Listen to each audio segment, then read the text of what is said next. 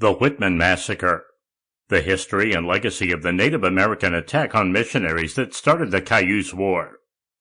Written by Charles River editors. Narrated by Scott Clem. Introduction. I was washing the dishes when I heard the report of a gun. It was the gun that killed Gillian, the tailor. He was doing some sewing of some kind when an Indian stood in the door and shot him. At the same time, the horrible work was going on outside. I and some others went upstairs where we could look from a window and see a part of the conflict near the doctor's house. 3 or 4 men were butchering a beef there.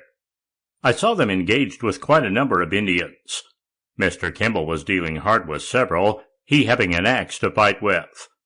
He fought desperately for a while, but they killed him at last.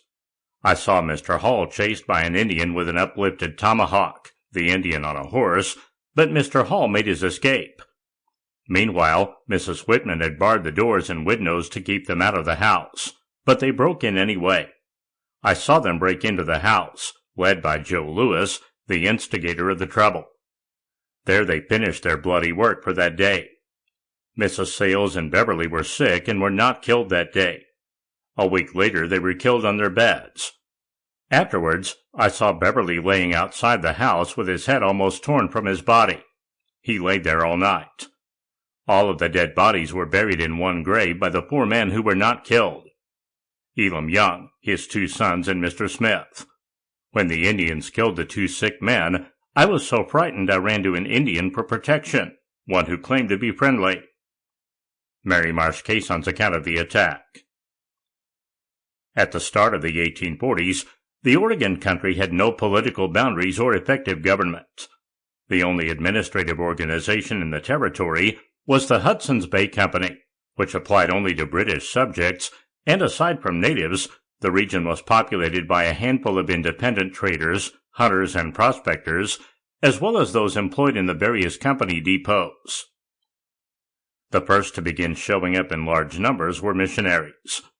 The native populations were by then diminished by disease and dispirited, which meant they were more receptive to missionary aid and the Christian message.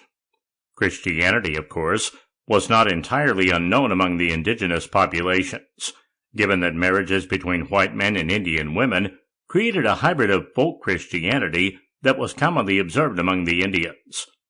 The first wave of missionaries represented the American Methodists, arriving in or around 1834, followed a year or 2 later by a second series of arrivals, sponsored this time by the American Board of...